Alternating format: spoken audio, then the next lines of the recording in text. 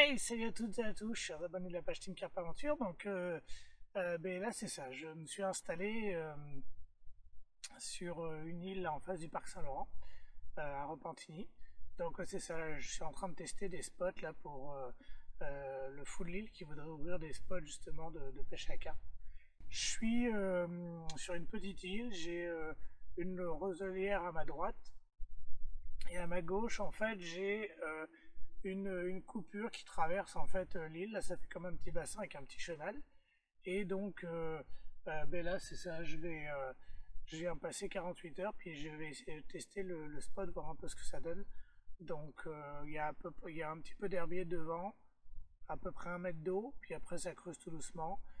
Là, je suis arrivé tard ce soir. Là, je viens de finir de m'installer, il est minuit, je viens de finir de manger. Donc là, je vais me coucher, puis je vous redonnerai des nouvelles demain matin. Bon, je vous tiens au courant. Allez, bonne nuit, ciao. Hey, salut à toutes et à tous, chers abonnés de la page Team Carp Aventure. J'espère que vous allez bien. Premier 24 heures un peu agité, notamment parce que j'ai été malade une partie de la journée. Là, j'étais pris de migraine et de nausées, donc bref, je vous passerai les détails. Mais j'ai pu pêcher quand même quelques heures. Là, ça va un peu mieux. Puis, c'est ça, j'ai réussi à toucher 2 poissons dans la journée, plus à peu près une demi-douzaine de barbus. Donc je touchais à peu près 2 carpes, une en pleine journée, puis une il y a à peu près une demi-heure de ça. Donc la pêche est vraiment compliquée parce que le niveau d'eau est très haut. Là on est à peu près à 1,50 m, donc à peu près 5 pieds au-dessus de la normale. On est au 24 juin, donc on est le fin juin. Normalement les poissons sont censés avoir fini de frayer ou être en plein dedans.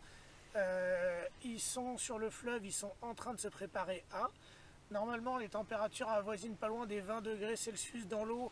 Là on est seulement à 18 dans les baies abritées et 15-16 dans le fleuve en général. Donc on a à peu près 1 mois de retard au niveau de la saison. Donc c'est ça, donc le spot là que j'ai, il est beau, mais cette saison il n'est pas évident à aborder parce que c'est pas du tout un poste de tenue, c'est un poste de passage, puis il faut vraiment toucher les quelques poissons qui passent. Là pour l'instant j'ai eu de la chance, j'ai réussi à en toucher 2. Donc on va voir là pour cette nuit. J'ai préparé 2 spots de manière alternative, on va voir qu'est-ce que ça va donner. Puis ce que je vais faire, c'est que je vais vous présenter aussi les montages que j'ai utilisés, puis les amorçages que j'ai utilisés pour alterner jour et nuit au niveau de mes pêches. Donc comme je vous avais dit, je vais vous montrer les 2 montages que j'ai utilisés là pour faire mes 2 poissons aujourd'hui. Donc c'est toujours la même base que j'utilise. J'utilise un montage snowman, donc équilibré de maïs flottant, de maïs. Donc avec un faux grain de maïs en jaune fluo, puis un vrai grain de maïs parfumé, là c'est des Oscopex, donc un parfum crémeux. Donc c'est ça, là j'utilise ça en montage des rigs, puis ça présente super bien au fond de l'eau. Donc pour vous voyez d'un petit peu plus près, donc ça donne ça. Je ne sais pas si vous voyez bien ou pas, mais ça donne ça. Donc vous avez le faux grain de maïs, le grain de maïs, le petit anneau, puis l'hameçon. Puis là l'avantage c'est que c'est courbé, donc la pointe est très rentrante, donc c'est très piquant. Puis le deuxième montage, donc ça j'utilise le snowman sur les pêches où le poisson est plutôt en alimentation, donc plutôt le soir, la nuit, puis le matin. Puis quand l'activité commence à se calmer, ou que des fois ça ne mord pas du tout, j'utilise un montage qui va permettre d'intriguer un peu plus le poisson et chercher la curiosité du poisson, qui va en fait fonctionner sur le caractère opportuniste de la carpe. Donc un montage flottant, donc là moi je l'ai fait très flottant, c'est parce que je fais des essais, voire je mets différentes hauteurs, j'ai différentes hauteurs, là je suis à peu près à 3-4 pouces, donc à peu près 10 cm, un peu plus de 10 cm. Puis donc je mets un faux grain de maïs jaune fluo avec une pop-up, là je crois que c'est poivre, celle-ci c'est pêche poivre, donc fruité épicé. Puis voilà, donc ça donne ça. Donc avec là la pointe de l'hameçon qui descend bien, puis là on est sûr que ça pique bien. Puis je fais ça avec de la tresse gainée, donc ça s'appelle la stiff braid je crois en anglais. Donc en fait c'est de la tresse recouverte de gaine, puis on dégaine juste la partie qu'on a besoin qui soit souple. Donc voilà, niveau amorçage, c'est pas compliqué, je vous le montrerai tout à l'heure, mais j'ai amorcé avec du maïs, puis avec un mélange de farine que je colle sur le plomb. Un mix en fait entre la pêche au feeder et la pêche, à l'européenne. Donc voilà, je vous montre tout ça un peu plus tard. Donc voilà le mélange avec lequel le mélange que je colle sur le plomb pour faire comme un mélange feeder. Donc dedans il y a du maïs, il y a la farine de graines, donc de la farine Décathlon, de la micrograine, c'est-à-dire de la hemp-seed, pas de la hemp-seed, de la bird food, donc des graines pour oiseaux, canaris, etc. Il y a différentes sortes de pelés, donc ce qu'on appelle au Québec de la moulée. C'est comme les granulés à truite là, c'est juste que il y a des ingrédients légèrement différents, puis une compression, un processus de fabrication qui est légèrement différent, qui est fait pour les cyprinidés en Europe, puis qui permet comme ça donc de faire des aliments spécialement pour la carpe. Donc c'est ça, il y a différentes graines, différentes farines. Il y a du gruau d'avoine aussi, donc du gruau rapide. Puis il y a différentes sortes de pelés. À ça j'ai rajouté de l'huile de chène-vie, puis un peu de boost carné dedans on a une période où les poissons ont cherché les protéines, donc je fais en sorte que ce soit assez attractif et attrayant au niveau énergie pour le poisson. Donc c'est ça. Ça c'est pour l'amorce. Puis pour le maïs, c'est du maïs préparé maison, donc cuit. Donc c'est ça. C'est de la bouffe parfaite pour les carpes, ça. Donc il suffit de balancer quelques petites pelles dans l'eau, puis ça fait le travail. Donc c'est ça, là on voit qu'il a été parfaitement cuit par mon ami Patrick Bombert, que les grains commencent à être éclatés, donc ça c'est que la cuisson a été parfaite. Peut-être un peu trop cuit, mais c'est très bon. Donc voilà un petit peu ce que ça donne. Donc je vais vous montrer les poissons par la suite, puis je ferai un petit bilan de la session demain. Allez, bye!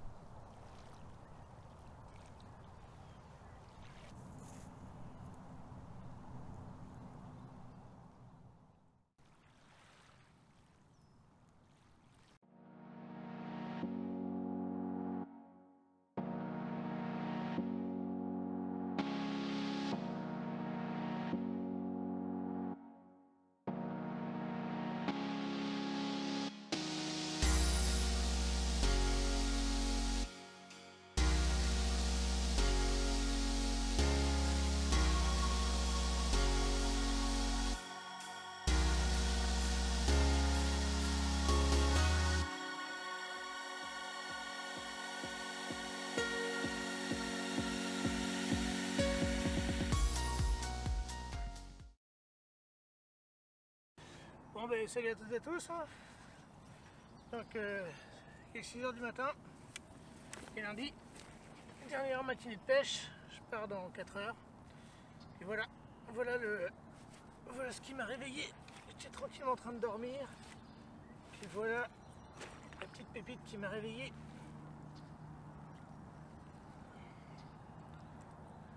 Regardez ça, c'est pas beau. Belle petite du Saint-Laurent. Hop, allez. Voilà. Bien là.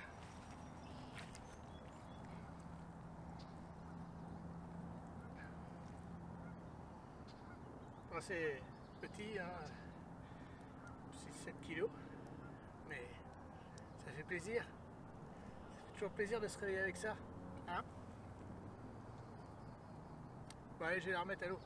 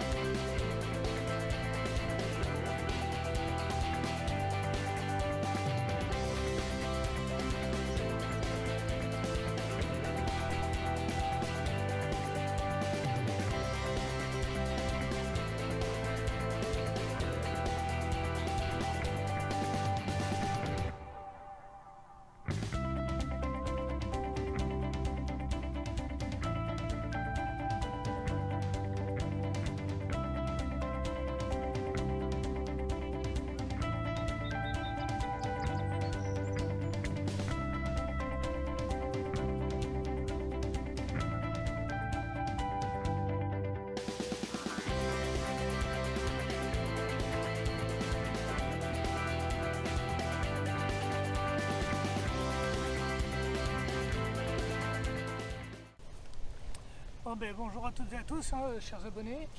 Donc c'est ça, là je viens de réinstaller ma canne là, pour les 2 dernières heures de pêche. J'ai fait un départ ce matin, j'ai réussi à sortir le poisson, mais je me suis emmêlé dans la roselière qu'on voit là, où enfin, en fait c'est plutôt plus qu'une roselière, en fait c'est des petits arbustes dont les troncs sont taillés par le castor là, qui vit à côté. Donc c'est très intéressant pour aller chercher les carpes. Parce qu'il y a beaucoup de bouffe, mais très dur à sortir le poisson parce qu'il y a beaucoup d'obstacles. Donc j'ai changé ma configuration, puis au lieu d'avoir trop de bannières qui traînent dans l'eau, comme j'avais fait hier soir là où le fil passait par-dessus les arbres, passait dans les arbres, là j'ai mis ma canne, je l'ai surélevée, puis je l'ai mise dans les buissons, enfin dans les repousses de buissons, avec un angle maximum pour éviter que le fil se prenne dedans. On verra ce que ça va donner si jamais ça redéroule. Donc ben écoutez, on va voir ce que ça va donner. Puis ben, c'est ça. En attendant, je vais aller prendre des photos et des vidéos des 2 poissons que j'ai fait hier et que j'avais gardé en sac parce que hier je ne me sentais pas très bien. Puis il faisait très chaud hier après-midi, donc j'ai préféré préserver le poisson. Allez, on y va, let's go!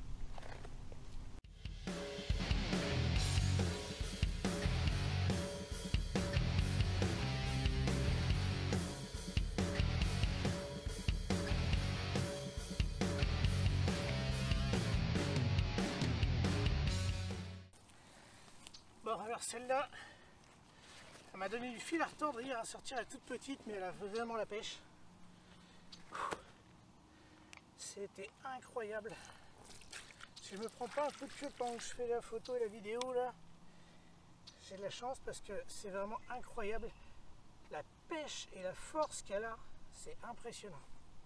J'ai mis 15 minutes à la sortir alors que je l'ai touchée à 10 minutes du bord. Et voilà.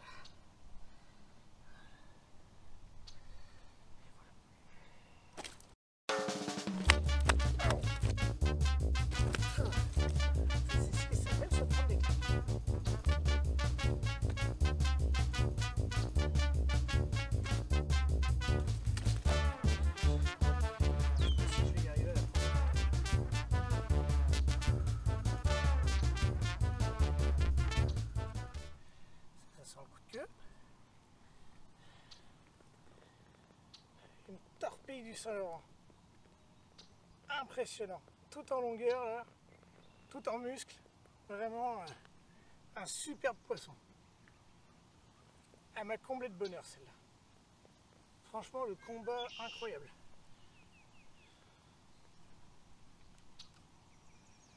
Elle est vraiment, vraiment magnifique. C'est à ça que ça sert les tapis de réception. Si on les échappe, elles ne tombent pas de haut. Bon. Ah voilà ce que je craignais est arrivé. C'est bon, elle a réussi à le sortir toute seule. Parfait. Bon. Allez, la remettre à l'eau. Voici le plus gros poisson que j'ai pris dans la session du week-end. Donc prise en plein après-midi, en flottante. Une belle petite commune du Saint-Laurent, dans les environs de 20 livres. Voilà. Et une belle petite torpille aussi. Elle a refait le maïs dans le sac, donc elle était bien sur l'amorçage. Et bah, comme vous pouvez le voir, hein, c'est vraiment un lingot là au soleil, c'est magnifique. Franchement, moi pour ça là,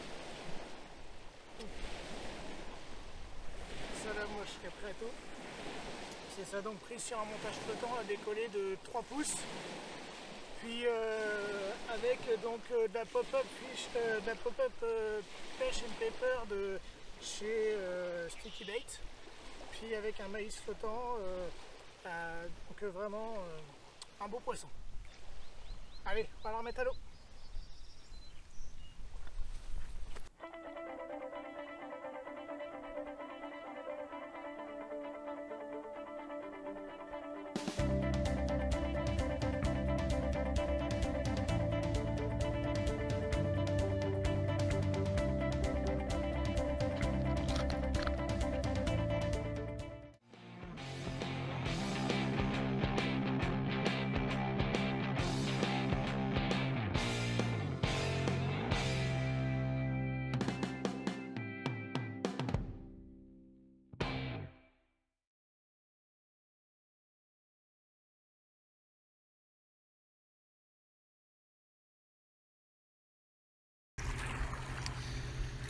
Alors voilà comment on feed au Québec, voilà comment on amorce au Québec. J'ai jamais fait comme les autres, si tu veux.